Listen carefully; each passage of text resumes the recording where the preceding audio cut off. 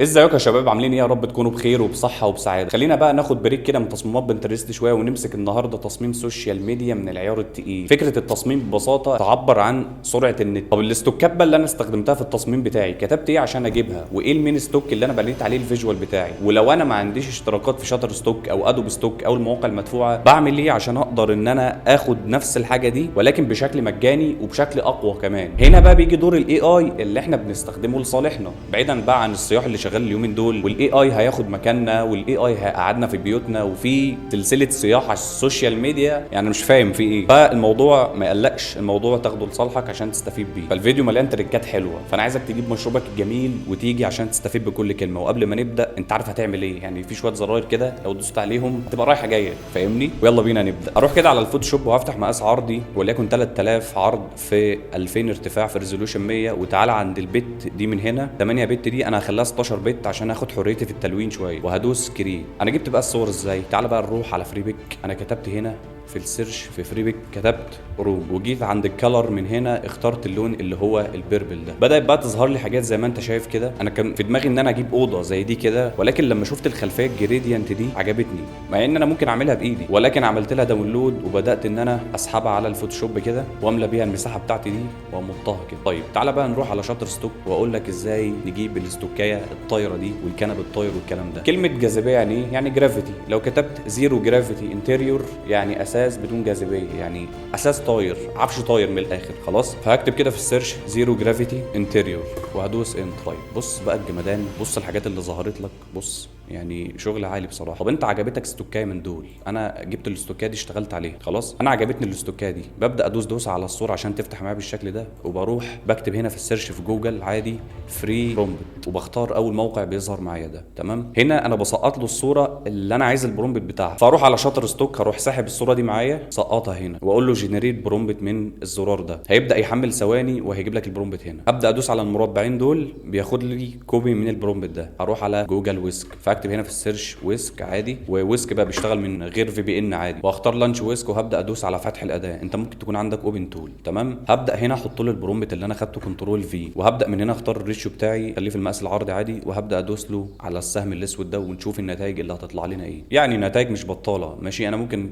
كده كده اشيل الباك جراوند وابدا ان انا اطير الحاجات دي، ولكن انت لما تيجي ترجع تبص على شاتر ستوك كده، احنا ما رحناش بعيد، هو جاب لك برده حاجه قويه. يعني لما تيجي تقارن بين الصورتين، لا صوره جامده جدا بصراحه. طيب هروح بقى على شاتر ستوك تاني عشان اجيب شخص طاير ماسك تليفون وطاير كده، فهكتب هنا في السيرش فون، وهكتب بيرسون، وهكتب جامب. هو بقى الموقع بيفهم انت كتبت له الثلاث كلمات دول، هو يفهم، هيجيب لك شخص طاير وماسك تليفون والكلام ده. دي الصوره اللي انا شفتها، عملت نفس الموضوع، عجبتني الصوره دي، رحت دوست عليها دوسه كده، وبدات اروح على الموقع بتاعنا، عملت ريفريش عادي، وبدات اسحب الصوره دي على المربع ده عشان برضو يبدا يعمل لي برومبت من الصوره، واخد الصوره اشتغل عليه. طبعا خدت البرومبت ده كوبي ورحت على ويسك، مسحت كل ده وكنترول في، دوست على السهم الاسود. بص دي النتيجه اللي طلعت لي، ممكن ان انا اجرب تاني. تمام، وهتشوف النتائج اللي هتطلع. انا كده كده هشتغل على الصور اللي انا كنت محملها، انت بتحاول معاه كذا مره وهو بيطلع لك نتيجه حلوه. فاروح على الفوتوشوب بقى وهبدا اروح للصور بتاعتي يا صديقي، وهبدا اسحب الاستوكايه دي معايا. تمام، اعمل لها ريموف باك جراوند سريعا. تمام قوي، الجزء ده كده كده طار، انا مش محتاجه اصلا. فهجيب البراش تول التقيله وهبدا ان انا امسح الجزء ده، انا مش محتاجه اصلا،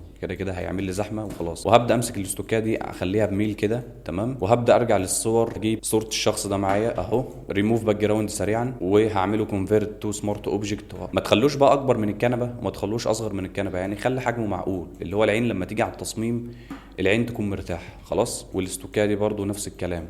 طيب الاستوكايه دي هتعمل لها ادجستمنت لاير، وهتختار الهيو ساتوريشن، وهتبدا ان انت تختار اللون الاخضر ده، وهتبدا تحرك في عجله الالوان لحد ما تروح لنفس درجه الالوان بتاعه الباك جراوند. وهنا ممكن ان انت تزود سنه الساتوريشن. تمام، وتلعب في الاضاءه دي لحد ما عينك انت ترتاح. الالوان دي انا اخترتها بناء على ايه؟ اخترتها بناء على ان احنا شغالين مثلا لشركه وي، مثلا بنعمل تصميمات لشركه وي، ودي الالوان بتاعتهم، دي الهويه البصريه بتاعتهم. عايزين بقى نعمل شادو يبين ان الحاجات دي طايره بالفعل. فهتقف تحت على الباك جراوند وهتعمل نيو لاير، وهتجيب البراش تول الناعمه العاديه، طار اللون الاسود من هنا، وتبدا ان انت تدي كليكايه كده خلاص، هتكبرها سنه، وهتدوس كليك يمين وتجيب الورب، وتبدا ان انت تشد كده، واقول لك دلوقتي مصدر الاضاءه جاي منين. تمام، كنترول تي وابدا افردها كده اهو، ممكن تعكسها الناحيه دي، وابدا صغرها كده، وهاتها بميل، قلل الاوباستي بتاعتها، وخد منها كوبي الناحيه دي، خد منها كوبي الناحيه دي. طيب هتلاحظ حاجه، هتلاحظ ان الترابيزه دي لها 3 رجول بس. الرجل دي هبدا ان انا اخدها كوبي بالبين تول اهو، والف عليها كده ده كنترول انتر كنترول جي، ولكن هنزلها لتحت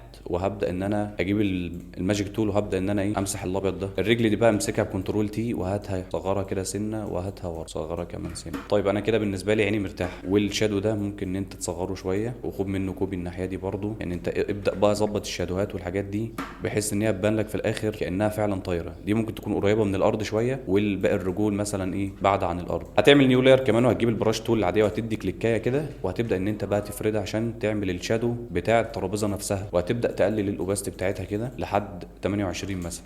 الكنبه نفس الكلام، هقف تحتها برده وهعمل نيو لاير وهجيب البراش تول هتدي كليكايه كده وهكبرها بقى، كليك يمين وهات الورب ابدا شد كده اهو. بعد كده كنترول تي واسحب، حاول تمطها على الاخر بقى وهاتها في الجزء ده، خليها بميل من الناحيه دي كده عشان تبان ان هي فعلا طايره، وقلل الاوباستي بتاعتها. طيب انا ورا الكنبه دي ممكن اعمل ايه؟ ممكن اعمل اضاءه، هعمل نيو لاير وهجيب البراش البيضه برده وهدي كليكايه كده اهو وهجيبها ورا الكنبه وهبدا اكبرها سن. جميل جدا يا صديقي. طيب اقف بقى على الباك جراوند وهات البراش تول وادي كليكايه كبر كده مطها الناحيه دي والناحيه دي تمام، وابدا ان انت قلل الاوباستي. مصدر الاضاءه بالنسبه لي كده جاي من فوق. الشخص ده هنشتغل على الاضاءات بتاعته شويه، فهعمل ادجستمنت لاير واختار الليفلز وهخليها كليبنج ماسك وهبدا اشد كده ناحيه الابيض وكنترول اي عشان اعكس الماسك، وهجيب البراش تول البيضه وهبدا ان انا امشي على الاطراف كده تمام بشكل عشوائي. يعني ابدا خلي المود على الاوفرلاي وابدا ان انت ممكن تتقل الاضاءه كمان سن، وممكن ان انت تعمل نيو لاير تاني جواه بقى على طول برش على طول وتبدا ان انت تغمق الاجزاء دي كده بالبرش السوداء، وممكن ان انت تخليها على المالتي بلاي مثلا